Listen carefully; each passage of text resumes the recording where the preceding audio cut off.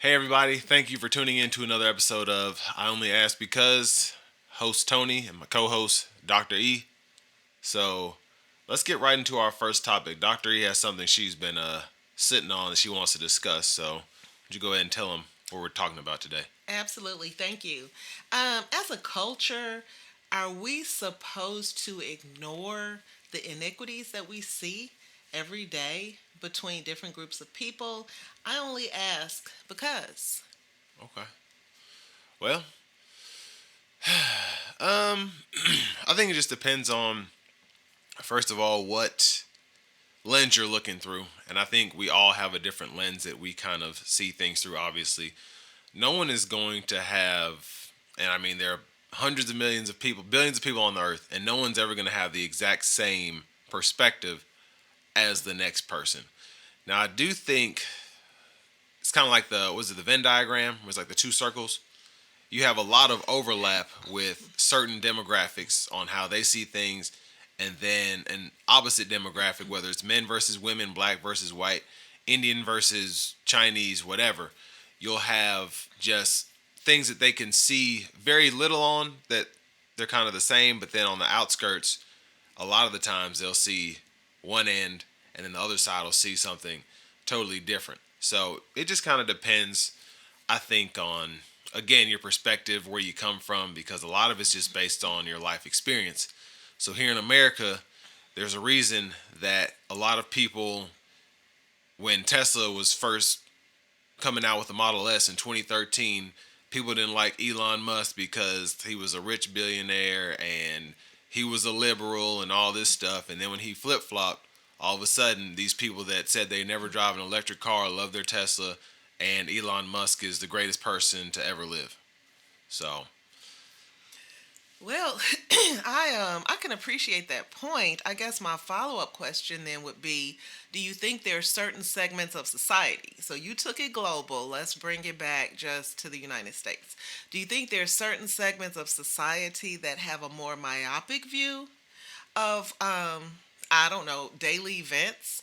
Um but I ask that because, lately I've been paying a little bit of attention in the news. There have been some tragic things that have come up. One, of course, being the high profile just slaughter, on the streets of New York City of the CEO of a major healthcare corporation. And some of the after effects of people choosing sides between, well, health insurance, they're full of crooks, so of course he should have been gunned down, which I vehemently disagree with, going on record to say that.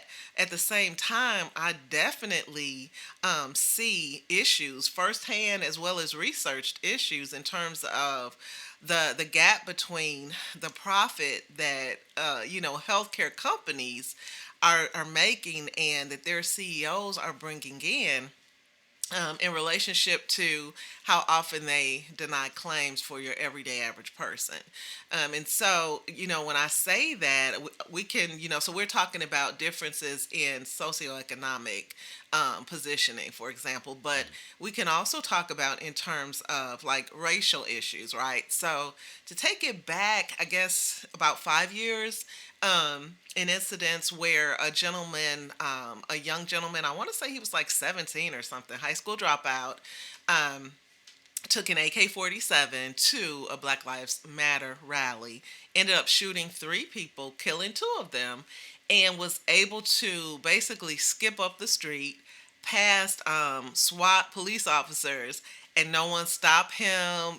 No one wrestled him to the ground. Most pointedly, no one shoot him. And then maybe a month or so later, be invited by the president of the United States at the time, who happens to also be our current president elect. So, inviting this person who clearly has killed people. I don't remember how much money he raised online. And then, fast forward to a gentleman who was just killed on a subway system in New York because he was acting out, or I forget the exact terminology, but the gentleman who killed him, who took his life, was just tried and acquitted by, I suppose, a jury of his peers. I understand that there was only one African American person on the jury, and of course, the victim was African American. Okay, so why am I bringing these two topics together? Because maybe a week or so later, our president and vice president elect invite this gentleman who clearly has killed someone, and has been exonerated, I would say, by our justice system. They invite him to sit in their suite for the Army Navy, football game. Now, I am not saying that I should be able to say, or even you should be able to say, anybody should be able to tell someone who is and isn't invited to their suite for a football game. What I am saying is, it seems to me that as a culture, we are being asked to ignore blatant favoritism for people who have clear disdain for certain parts of our culture. Again, are we supposed to say something about it? Are we supposed to pretend that we don't even notice? That's really the question that I'm asking. Well, I think a lot of it is none of these things are brought to our attention. And you see this even with people getting rid of or trying to get rid of history books in school that show America in a distasteful light. Even with the Christopher Columbus thing. And what you're saying is a lot of people, even on party lines, are, I think, choosing their race over what is right. Even people like Bill Maher, who you'd expect to, always just do it. I watched him growing up, and until the past few years, I was pretty, well, partially because I'm so busy, but also just because some of the things that he's been saying, I feel like, are kind of going out of left field. And again, you see the same thing with Elon Musk, just with people kind of following, and I don't even know, I feel like consciously they know, but subconsciously they don't see the importance in what they're necessarily doing. I think, obviously, for somebody who is, I think I watched Chris Rock SNL sketch or whatever, and he was talking about how, I think his monologue or something, and he was talking about Elon Musk and how he's literally the richest African American or something. It was something just hilarious because he's literally African and he's American. And, you're really just starting to see how people are going towards.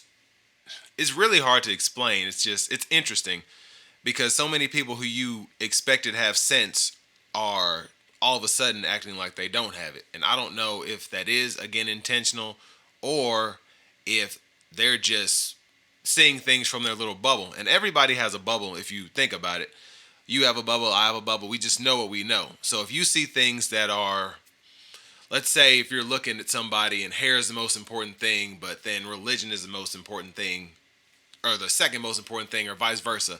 A lot of people are like, I really go with this when it comes to that. But if all things are considered equal and then this is up here, I'm going to go with this. And I think that's what you're seeing with your Bill Maher's, your Elon Musk, a lot of people who tend to lean more liberally because of, it's kind of like a right and wrong issue, but now it's to the point where it's, oh, this could cost me money, or, I think that minorities are getting too much power, or XYZ.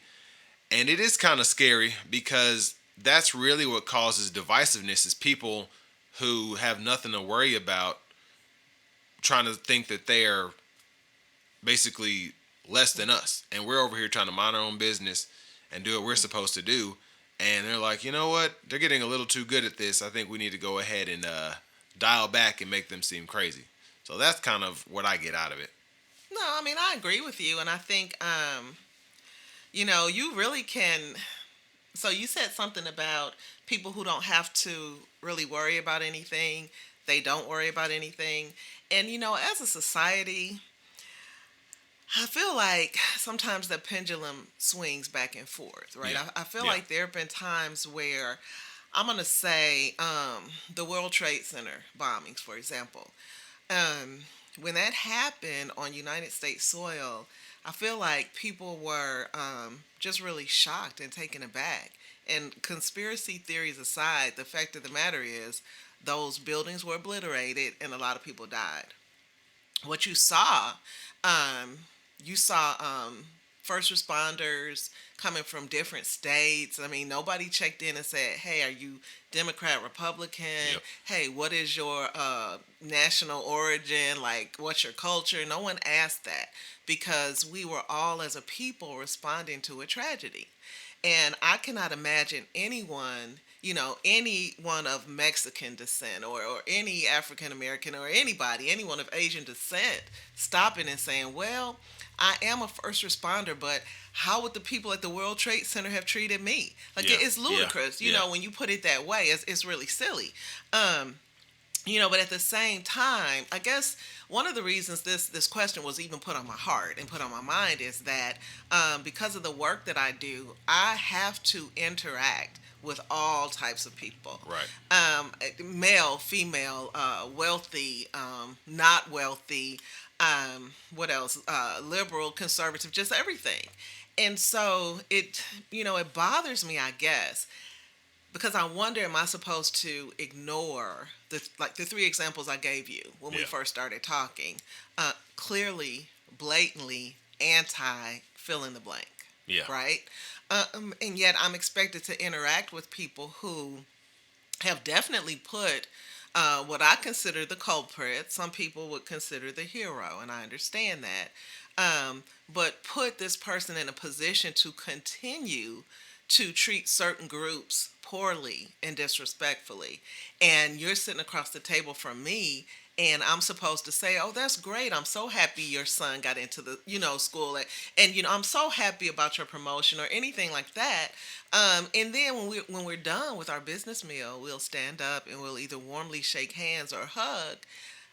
Am I supposed to pretend like I don't know that you've supported um, a system, right? So let's Hmm. even take it away from a person, that you supported the system that has been and will continue to be rigged against me and my son, all my sons, anybody who looks like me, women just in general, right? Women who don't look like me. Like, how much pretending will I need to do moving forward? Because I feel like, and again, I'm going to speak to myself because, like you said, we all live in different bubbles. Hmm. I love my bubble, very comfortable with it, would never leave it were it not for me being on planet Earth and having to interact with other people, right? So when our bubbles collide, let's just say Yeah. collide, I need to be in a position to at least respect whatever you have going on in your bubble, right? I don't have to Yeah. agree with it. I really don't even have to understand it. All I have to do is know that, hey, I'm interacting with another human being. We left our bubbles this morning to come and interact with one another. Yeah. What I found, and what a lot of the people I talk to, who I feel I share a culture with, what we found is that we are being asked, either flat out asked or asked with expectations, to pretend that our bubble doesn't exist, Hmm. to pretend that my experiences are not real. You touched on it yourself when you talked about, well, we're going to take these books out of schools, and if you say anything about, say, racism or bias or anything like that, laws are, as we speak, being put in to place that would criminalize me for speaking the truth about my own experience. Yeah. Like that, Yeah. to me, that there's no like, what, how do you uphold that as a person? Let Christianity aside, because that's like a whole nother podcast. Yeah. The most unchristlike Christians I've ever encountered in my time on the planet. But how do you justify that? How do you justify that to yourself, to your children, like, to anybody? I don't understand. I feel like I always think about Martin Luther King Jr. and how he did everything right, nonviolent, and a Christian man, grew up in the church, was a pastor, all this stuff. And then you look at somebody like a Malcolm X, and people today, and there are people still living on this planet who were there when Martin Luther King Jr. was assassinated. A lot of people. And you think about everybody who today is like, no, Black Panthers were this, and I still hear it today. You know, soon as black people try to mobilize or just worry about their culture, you have people on a certain demographic, whether it's in schools or whether it's clubs or whatever. They're like, how come they get to have that and we don't? And what's sad is they don't even see the hypocrisy in that, and they just want to have their own. It's like hip hop, right? They just want to say the N word. They just want to say the N word. We get to say the N word. How come they don't get to say it? Well, there are some things that it shouldn't matter. If you have, and I tell my girlfriend this all the time, if you have 99% of anything and you're worried about my 1%, you should be able to see the problem. Mm-hmm. So we get one word that we can say that you all can't say, and we bring up slavery and stuff, but I don't feel like black people are over here trying to take over the world so that they can get their revenge on descendants of Robert E. Lee and George Washington and all this stuff. So this is one of the reasons that history is so important, because if you know your history, you'll realize how, well, maybe you wouldn't, but you should realize how crazy a lot of these acts are, especially by the president-elect here, where you can have somebody who literally, like you said, murder somebody, and they want to claim it's self-defense when they were legit antagonizing people.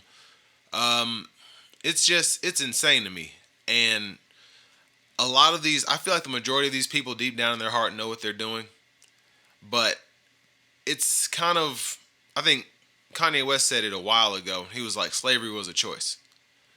And I think you're looking at the same thing here. People choose to be what they are, but a lot of the times they don't realize that if they do things a different way, it wouldn't really make that big of a difference. And you're seeing that with just in today's economy.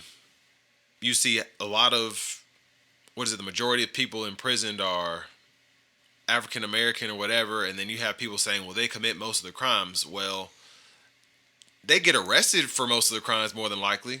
They get tried and get harsher sentences for most of the crimes, and a lot of these crimes are in cities because a lot of that population is in the poorest neighborhoods in the country. So whether that's rural, whether that's urban, and I don't know the statistics for sure, but I'm sure you can look up and see the majority of African Americans or Hispanic Americans that are in certain demographics, whether that be urban or rural, that's going to be a lot higher than the suburban. And even in the suburban areas, you'll see that they're incarcerated more because they are seen more as a threat. They are seen more dangerous, even if they are committing lesser of the crimes. And saying all that to say, it becomes one of those things where, again, you have to be a Dr. Martin Luther King even in this, situation. And then even as you're doing that in today's society, people see you as a Malcolm X. Because they're like, we already had Martin Luther King, just like Obama. We had our black president. So y'all go on somewhere with that. We're going to get our white supremacists in here. And, I don't want to necessarily say that Donald Trump is for sure a white supremacist. I'll say it. Well, it's one thing that I remember on Bill Maher. It was something he said. It was hilarious. He said, I'm not saying that most Republicans are racist, but aren't most racist Republicans? And that's just stuck with me over the years, and that's really just the best way to describe that. And it's just it's just a strange world we live in, where people can see one thing 50 years ago, and then they try to equate that to today, and now it's just like, all right, you're good now. We're all equal. All things are considered equal. We're on the level playing field, even though you're still living in the projects from when, But that's your fault. Yeah. Because you didn't pull yourself up by your bootstraps. You know, Exactly. the bootstraps that it used to be illegal for you to have. Yeah. Like reading, for example. It was legit illegal for call it former slave, whatever you want to call it, to learn to read. And they would even jail and kill white people for trying to teach black people how to read. So, know your history. And that's the thing. You talk about Martin Luther King Jr. He was definitely a pacifist. Definitely tried to work through the teachings of not only the Christian church but of Gandhi. But he still was shot down. He Yeah. still was gunned down. So I feel like it's almost a parlor trick. Like Hmm. to you want to say that we don't hate everyone. We really love the pacifists until we can no longer utilize them, or they have too much air quotes power, and then they Yeah. got to go too. So then, what's the incentive for being pacifist, right? Um, the Black Panther Party was vilified, and there are notes from J. Edgar Hoover. Like, there are Hmm. notes, like, if you really want to know this information, you can know this information. The Black Panther Party basically was created to support communities that weren't being supported by the regular establishment. Yep. But because they were doing such a good job at that, and they got so popular, then the establishment felt like, ooh, if they get too much power, like you alluded to earlier, well, they're gonna, they might take over. They might turn the police dogs on us or whatever. Hmm. Many note, please look up the history of policing in the United States of America, and then the incarceration rates will make more sense. Yep. Um, there was a football game that I stayed up to watch last night, and you can look up the stats. Anybody can. I do not claim to be a sports, scholar or anything like that. But I will say that one of the teams, it seemed to me that one of the teams was getting the preponderance of calls against them. Hmm. The other team seemed not to. The commentators, my favorite uncle who I text every time we watch football together because he's across the country, we all kind of were seeing the same things. Here's the issue: if the referees slash police officers are only focused on one side, one Yeah. team, one culture, then we really don't know what the other culture is doing. We really don't, Unless you look because for it. right, because we're not focusing. Yeah. Right, we're not focusing on them. So, why are African American communities? Why are communities of the poor? Why are they producing more people who are, I don't want to say more criminals now, because we got some criminals who are living really well, Hmm. but no one's looking in that direction, right? And so why are we only looking at one particular group? Is it so that we can vilify that group? um Circle back to sports just for a moment, because you didn't mention sports, but you touched on another phenomenon that I think is worth paying attention to, and that is that of, I think you said we have 99% of whatever. Yeah. Why are we focused on the 1%? Hmm. Okay. Um, I grew up at a time where you did not see a black. I'm not even going to say African American. You did not see a black head coach of a major NFL team. Not to pick on the NFL. Certainly not an Um, owner. um, it- well, still we could still talk about that, but and quarterbacking. So you didn't see black quarterbacks because the quarterback is the on-field leader of the team. Correct. Yep. And so subliminally, what you're saying is that a black man cannot be the leader. Huh? Where have we seen that before? A Hmm. black man cannot be the leader of something as important as a football team. So you fast forward to now. Now, people of my generation will be halfway into a game and realize, wait, both the first string quarterbacks are black. Wait, both the coaches are black. These teams they're strong and they're winning. And so it's only a matter of time, because this has happened already in basketball. I don't know if you noticed, like basically any platform that minoritized people are allowed to compete fairly in, we compete as well, if not better, as anybody else. Hmm. You can look at gymnastics and figure skating and tennis and anything. I mean, basically, you can look at anything, because from the time we were supposedly emancipated, we've been held back from, oh, I don't know, mortgage loans, and we've been held back from certain types of education. And so, what I'm saying is, there's a reason that the so-called majority, or the class, Empower continues to circle back and make sure that there's enough shackling going on Mm-hmm. at the minoritized communities level because they're the ones who are afraid of the competition. We're just trying to get on. Yeah. We just want an opportunity. Yep. And I don't want to just focus on black people because I'm also a woman. I'm also introverted. Like, there are a lot of different intersections where I show up and where people all over, all across the country show up. And so I don't want to make it seem like it's just one thing. The one thing that's the issue is not race, it's not gender, it's not socioeconomic class. The issue is equity or Mm-hmm. the lack thereof. Mm-hmm. And we can even go back to the Dr. Seuss book. I don't remember the exact name of it, but the point of the book was, I think the Sneetches, either if you didn't have a star, Yeah. then you were, on the right side. You were good. You were in, and then the decision was made that so many Sneetches didn't have a star that now you had to have a star, and if you have a star, everything is okay. Is that type of mentality where Yeah. why can't we just have equity? And now we really get to see you know, who's bringing it and who isn't. When you talk about DEI, diversity, equity, and inclusion, a lot of times you'll hear people say, "Oh, well, that means definitely." Wait, it means definitely earned it, and then other people will say didn't earn it. Well, I mean, let's zoom out and look and see. Let's look at the upcoming administration coming out of Washington. None of them earned it. You know what I'm saying? But They earned it a certain way, but not So, how they should have. again, circling back to my original question, are we supposed to pretend that we don't notice any of this and wake up every day and it's business as usual?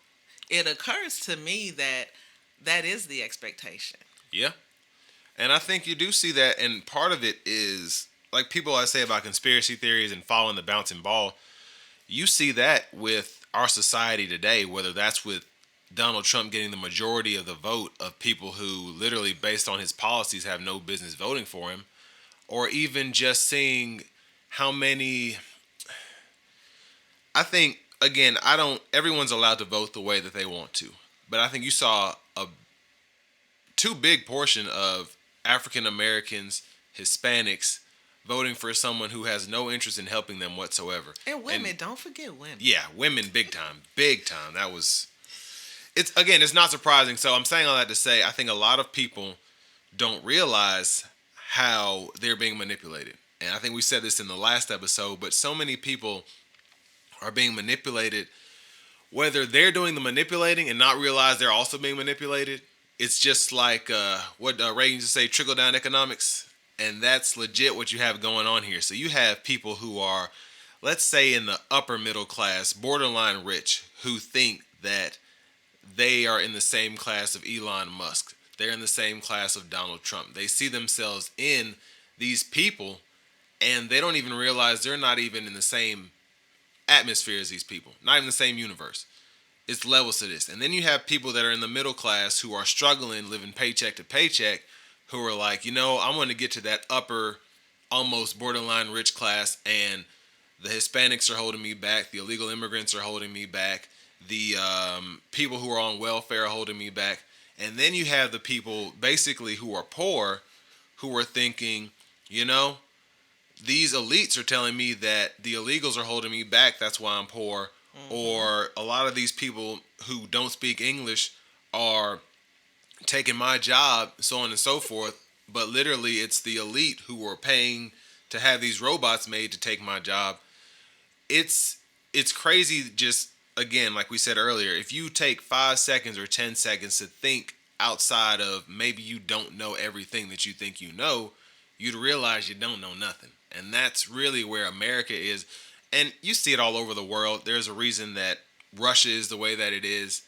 There's a reason that they're going to war with Ukraine, and they've been doing this for however many years, because they have people thinking that this is what will make them great again. Just we like can Donald talk Trump. about the Gaza Strip too, but I don't want to get canceled, so move on. Well, I don't mind getting canceled because I think that is one of the It was kind of a craziest. tongue-in-cheek joke, but Yeah. really it's not. That's one of the craziest things right I there. mean, I watched a TV program the other day, and they wanted to talk about Israel starting in 1946. And that's cool and everything, but that kind of reminds me of us talking about the United States starting in 1972. Well, started in 1776. Then we're just gonna skip this part right here and Right, exactly. go So to I'm like, 2020. but again, you said something that really triggered me, and I'm just gonna go ahead and put it out there, being very transparent. I paid a lot of money. I'm still paying a lot of money to learn something that you just said, which is we don't know anything, basically. Um, so I finished an undergraduate degree a long time ago, and once I finished, I'm not gonna say I felt like I knew everything about political science, but I did feel like, hey, I got these letters right, so Yeah. I know more than you do, and then a master's degree. And so my master's degree in post-secondary education, and so how could I not know more than the average person about that? It wasn't until I started a doctoral program and was advised to, and when I say advised, is like, if you want to complete this program successfully, this is what you're going to do. Yeah. To unlearn everything I had learned and to realize that true knowledge is based on true research. And quite frankly, by the time you finish aggregating your research, the facts have probably changed at least a little bit anyway. So that's a really long and fancy way, and again, expensive way to explain what you just said. We don't know what we think we know. But how humbling is that once you can admit that to yourself? Because now that means a lot of times you really should close this and open these and open these and not just assume because a message is coming from one place. But then again, that's what you want to hear, right? Yep. I don't think it's a secret that I battle, sometimes with like the weight I want to be versus the weight I am versus the weight I used to be, etc. And I can give you a number of reasons, many based in research, about why that is, about the preponderance of advertising for unhealthy foods, and about how even when you're traveling, it's easier to get and cheaper to get a soda than actually get some water. It's just there's so much that goes along with it, but the bottom line is I ate it. I took the calories in. I either got to work them off or I got to sit here with them. And when you talk about, say, for example, poor people who are supposed to be part of the majority culture, but they don't have anything. They don't have anything to show for it. It's easier to say, well, maybe I need to get out here and kind of huff it like the brother I see over there doing the same thing.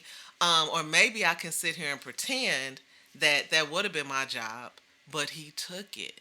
Maybe I can walk through my rural area and look up and see people picking cherries out of the trees, and they don't look like me, but the reason I'm poor is because they're up there and I'm not. But you and I both know I have vertigo. I have no intention of ever getting up there. But isn't it easier to deflect and blame my lack of whatever the of is on someone else? And so I think we see that at every level. I think you get to a certain point where the people who are saying it know it's not true, but they also know how attractive it will be to people who want to believe that and want to hold on to it and want to clasp onto it. And so, for me, watching the current election cycle, being a person of history, not, professionally, but just really enjoying history, I thought it was pretty telling that the Time magazine Person of the Year is our president-elect. And back in 1940 something, it was Adolf Hitler. And again, I'm not trying to be funny or anything. What I'm saying is history. If you live long enough and or pay attention long enough and or collect information long enough, history will repeat itself. Yeah. So now the onus is on us to say, is that what we want?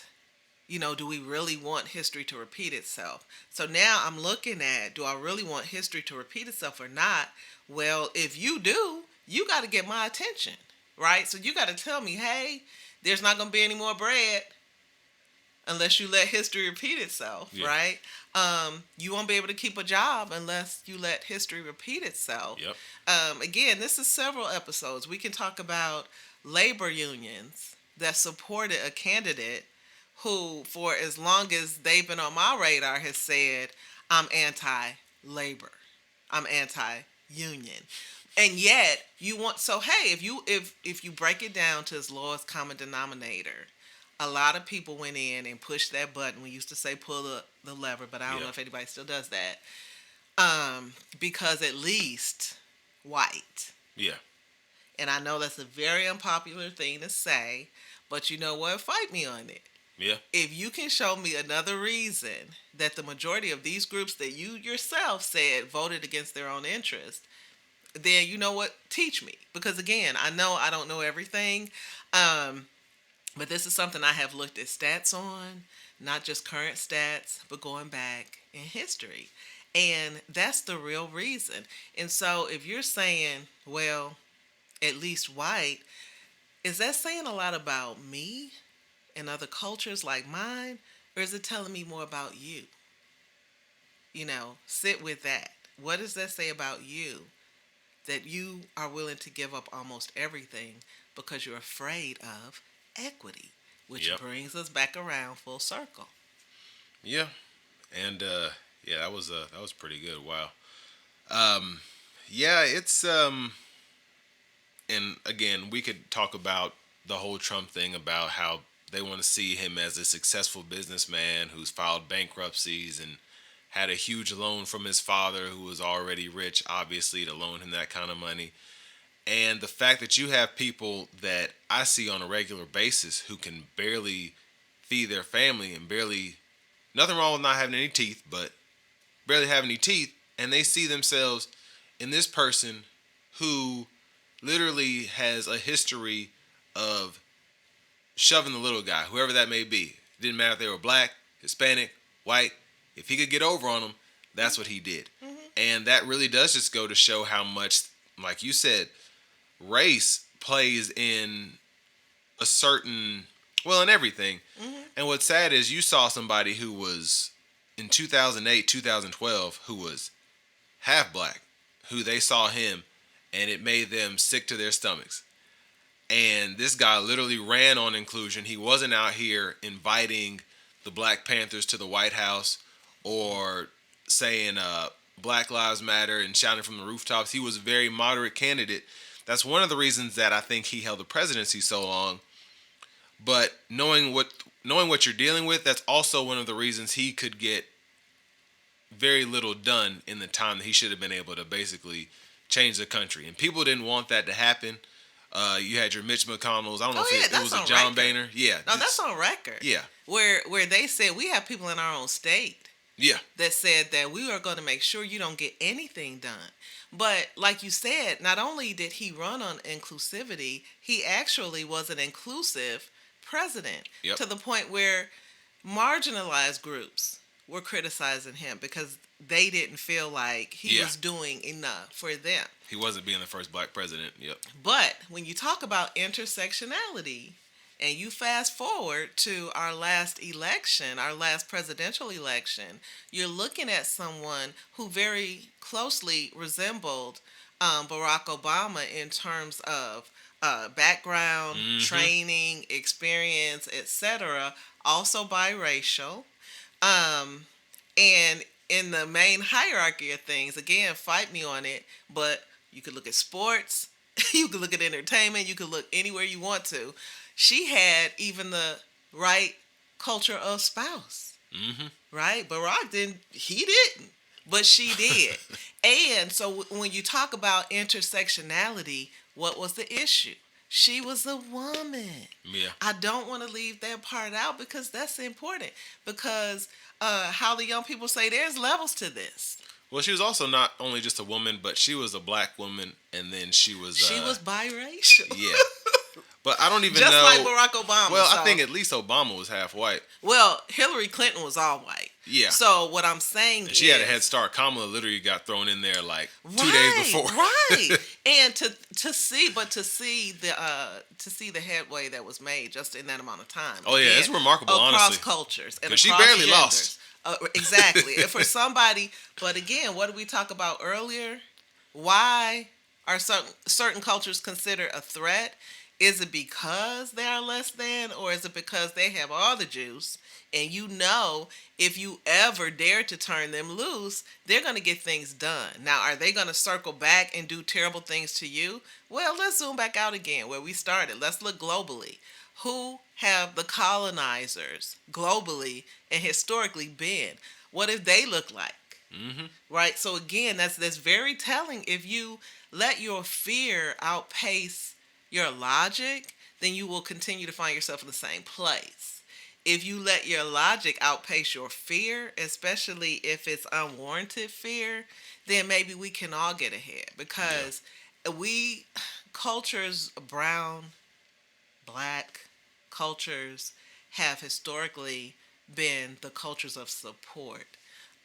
Even during enslavement, black women nursed the babies of their captors. They took care of them. Did they drown them all in bathtubs? Nope. I haven't even heard of one incident of that happening.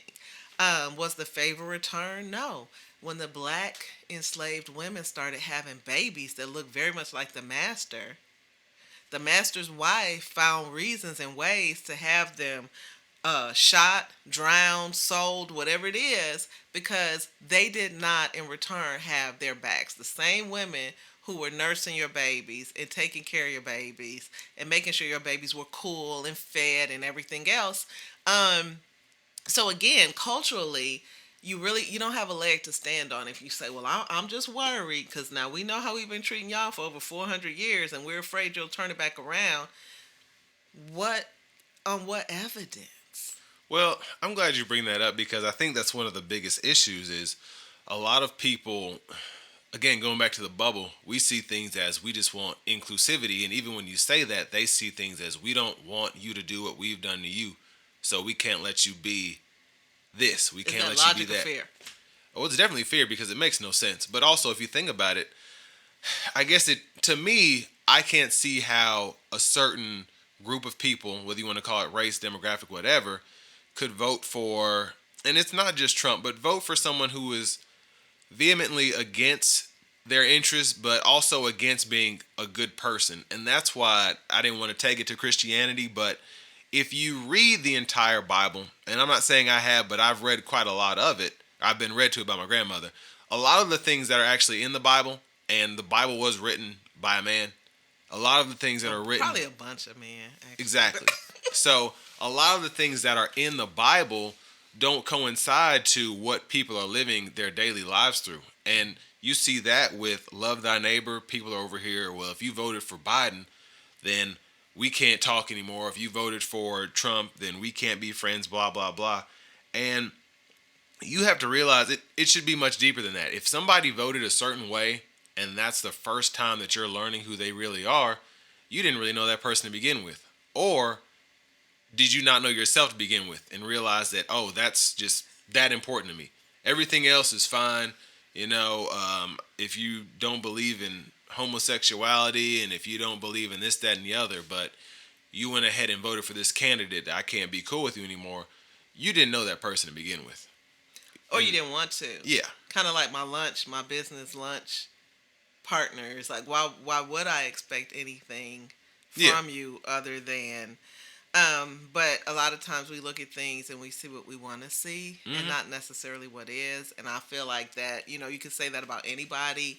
I don't like to pick on a president-elect. I don't, because, I just don't feel like he could have baked the cake were the ingredients not there. Exactly. You know what I mean? So you're just a really good baker.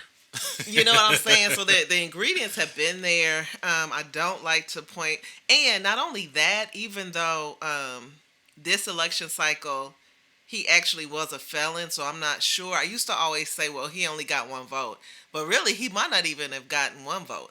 So I'm not looking at you saying, oh my goodness, look at what you've done. I'm looking around. Yeah. Because even if he did sneak and vote as a felon, which you and I both know that you can't, even if he did, that's still only one vote. Yeah. So I'm talking about people that I let over in traffic. The I'm other talking 70 about million. right. I'm talking about people who I'll let get the last loaf of bread on the shelf. Like, oh no, you go ahead. You go ahead. You only have 3 items. I'm talking about people who I will, outside of business hours, help their child get into a particular program. Like, Yep. I'm talking about all these people. These are the people who I'm side-eyeing. Like, really though? Because one thing I could say about the president-elect, since before he was on The Apprentice, since before many people outside of New York City even knew his name, this person has been consistent in their disdain for anyone other than basically white Anglo-Saxon male. He and his buddies. Yeah. And family. Well, some of his male family members. Yeah. Someone who is anti-immigrant, and yet is married to someone I cannot believe. No shade, because hey, a wife is a big job in and of itself. Let alone the wife of a high-profile figure. So this is not me throwing shade. This is me stating facts. But you, after all these years being in the United States, barely have command of the English language, but we're anti-immigrants. So just say it like it is. Anti-which immigrants? Only the ones who allegedly eat animals, eat pets? Like, what are you talking? That's a lot to ignore. J.D. That's Vance a lot to ignore. is also married to an Indian, and that's a lot to ignore. Yeah. But again, you talked about... They're not racist, though. You talked about the people who voted against their own interests. Well, I feel like as a culture, a lot of us have been brainwashed to think that proximity to whiteness is next to, how they say, cleanliness is next to godliness. So proximity to whiteness, proximity to white supremacy, aspirations, I'll say, is the next best thing. And if you can make somebody believe that, then of course they'll turn on you. Of course they will. But at the end of the day, like I've said many times, when they see you, a lot of people did memes. I thought they were kind of cruel, but they would put these high-ish profile black politicians' pictures up when the president-elect was choosing his cabinet, the cabinet that he wanted to put for confirmation, and they all either look like him or look like one of his past female associates. Yeah. And these memes were coming out like, you thought you were going to be on there. That's not nice, but it's accurate as heck. Oh, yeah. It's accurate as heck. So, again, all these people, women, blacks, Latinx, like all of these groups that should have, if not supported the other candidate, at least, like we talked about last episode, held their noses and been like, oh my goodness, I'm really not feeling her, but I know this is going to be a disaster. All the people who chose not to do that, as long as I'm still here, because my future is just as uncertain as anybody else, this hue, but as long as I can, I will be popping popcorn, sitting back and being highly entertained at how these people are being treated. Because wrong is wrong. Wrong is wrong. Now, you went out, you got kind of esoteric and everything talking about the Bible, and I appreciate that. But let's bring it in for those of us with really short attention spans. We got 10 commandments. If you're talking about Christianity, much respect to any other faith, because I, for one, know that Christianity is not the only valid faith on the planet. But let's stick there for a minute, because a lot of people who voted in our last presidential election tried to justify, if they were called on the carpet, their vote under Christianity.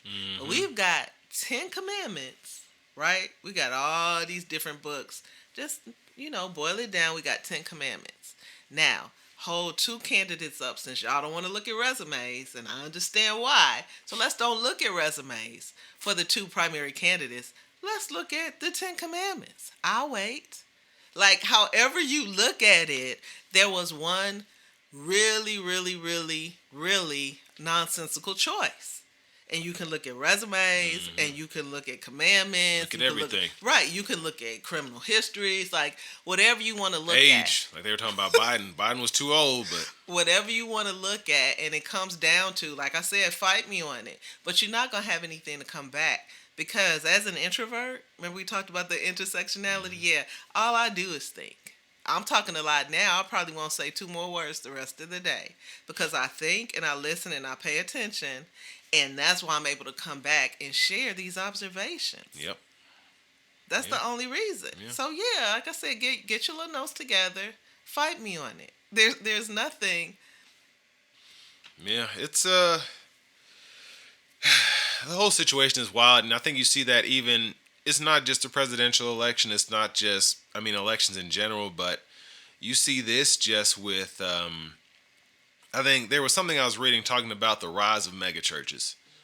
And I think you saw it first with Joel Osteen, and you see it now just a lot of places. Even in Middle Tennessee, there are so many. But Baker. There were some bakers back in before your time.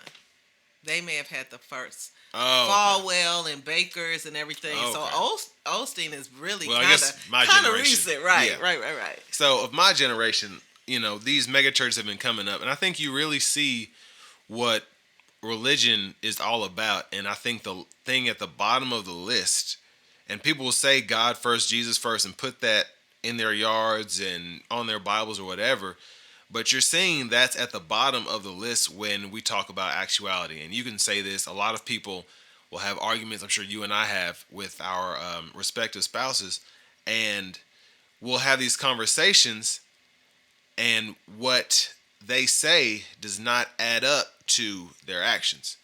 And you're seeing that with these mega churches where people will go and basically go to the famous church because they like it and because it's fun, not because they're getting the word of God there more than anybody else, or they're getting Jesus in their heart more than anywhere else. They're going there because they like dressing up and going to church. They're going there because it makes them feel better. They don't actually live their lives as they should to be a good Christian. And that's what you saw with this presidential election, I think. And that's what you see with a lot of choices that are made when you talk about illegal immigrants and all of this stuff. Many of these people are coming here to escape death, to escape sickness, to escape poverty. And where you've never had to see that because you were born in the greatest country on earth, you think that this is supposed to be yours.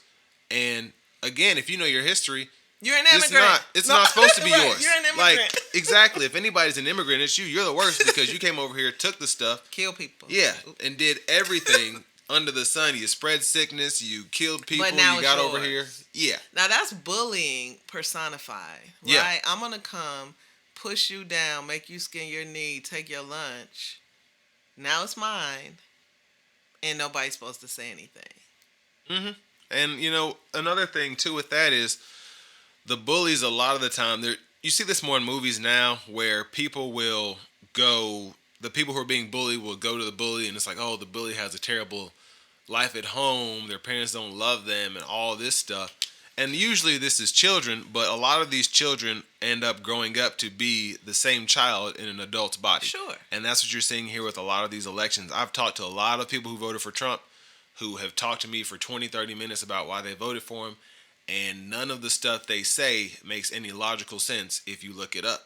It's like Trump was this, he's going to take care of that, he's going to lower this, he's going to get rid of this. And then when you look at the last time he was president, none of that shows that that should even occur. And I think you see the same thing with the wall. He couldn't even finish the wall. But then you have people who are also like, oh, he wasn't supposed to. Remember, Mexico was going to build it. Oh, that's right. So this is really Mexico's fault. So why would we want any more immigrants in? They can't keep their promises. Not good for nothing. Speaking of which, that reminded me of the, what was it? That girl that I think she was killed by an illegal immigrant So they said, and this was all Fox News was talking about, this trial. Now it was a sad story. This little college girl got murdered, but basically because he was an illegal immigrant, that's why she was killed, and that's why they're so dangerous. But that's why that was all over Fox News, when people are getting killed and dying every day in other communities that don't turn headlines, because going back to the race thing, that's not what it's about. But I don't ever see the poor black girl or the poor black man that got murdered get national attention on Fox News and the host feels sorry for him. It's literally that simple. On You any know it's news. that simple. Why you picking But on Fox? because I think Fox they're the worst. And if you look up even the person They're who the worst started offenders? Fox, yeah, Okay. they knew what they were doing. They Okay, still know what they're okay. doing. That's why all their commercials have to do with buying gold and Yeah, I don't doing watch- this, that, and I the don't other. watch- Well, I like to watch watch everything that. because Yeah, I good like for to you. get a good view on everything, because I know, again, MSNBC is not 100% factual. They like to lean a certain way. Mm-hmm. But obviously, I think Fox is the worst because I've watched all of them. I watch CNN, Sure. and the same people that will watch Fox saying this is real news, unbiased, will go to CNN and say, oh, they're over here picking on Trump. Mm-hmm. Well, Google Trump. Go to NPR. Go to, I don't know, Politico, whatever the .orgs are that have no skin in the game on this stuff, or just go to all these sources and try to come up with the story that makes the most sense. But No, you're why not, would you do that? because How is it that doesn't gonna fit your serve narrative. You, right? Yeah, How's that but going to serve you? it shouldn't be about the narrative. It's hypocrisy, though. To be honest with you, I don't know if you heard that the president-elect just was awarded $15 million from American Broadcasting Company, ABC, Oh, okay. because one of their employees, George Stephanopoulos, apparently is on film, on tape, whatever, saying that the president-elect is a rapist, or was a rapist, or was convicted of rape, or whatever. Mm-hmm. Definitely look that up, and I hope your audience looks that up. But what you're saying is someone who has been fact-checked to hell and back Mm-hmm. and found lie, mistruth, mistake, lie. This is the person that's being awarded $15 million because someone else misspoke about them. What are we doing?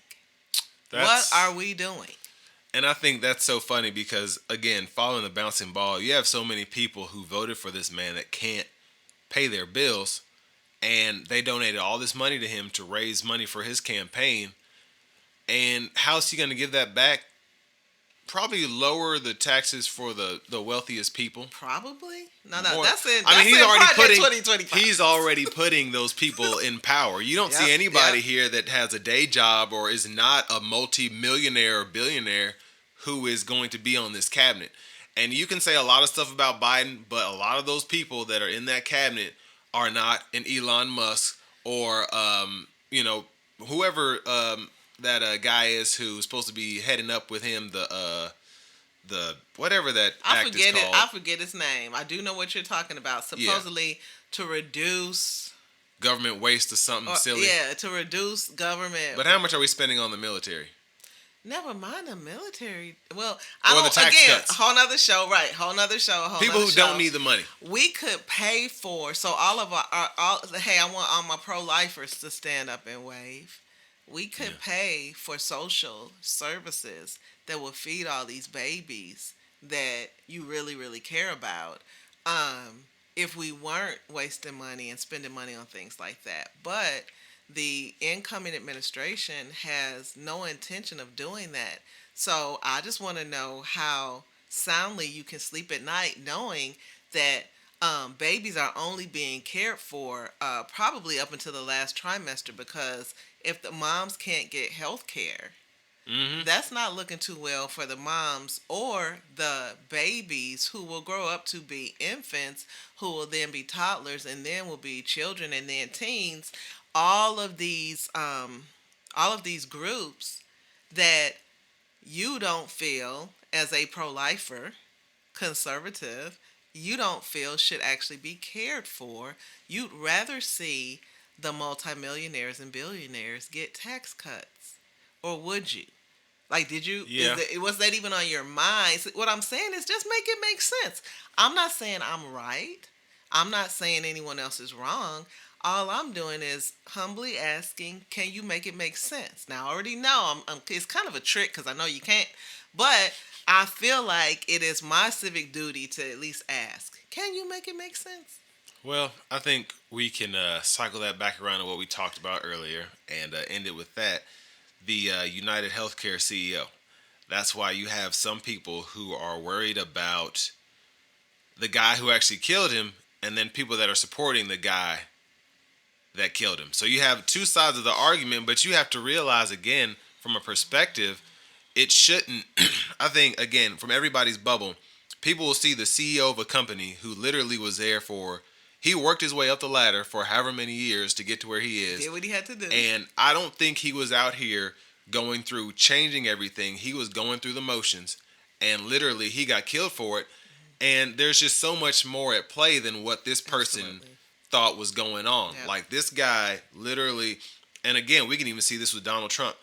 If Donald Trump was running for president and he was the only person that was voting for himself, he'd have 0 votes because he cannot vote.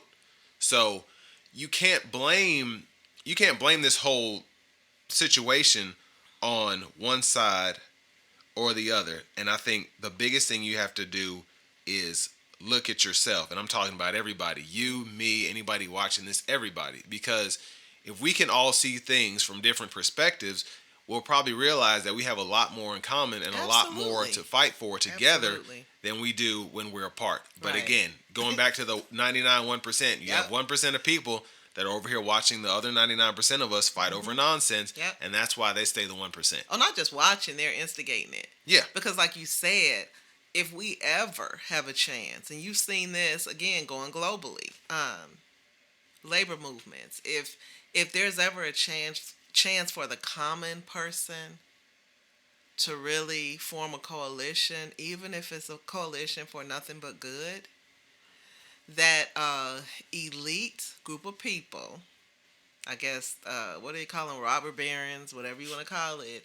The elite group of people will do everything in their power, which is pretty much everything, to make sure that that doesn't happen. And so, going back to Rodney King and can we all just get along? We cannot, because some of us are hens and some of us are foxes, and foxes never belong in a hen house. So, That's right. That's right. and on that note, That was pretty good. Thank y'all for watching another episode of I Only Ask Because, and we'll catch you on the next one. Thanks again.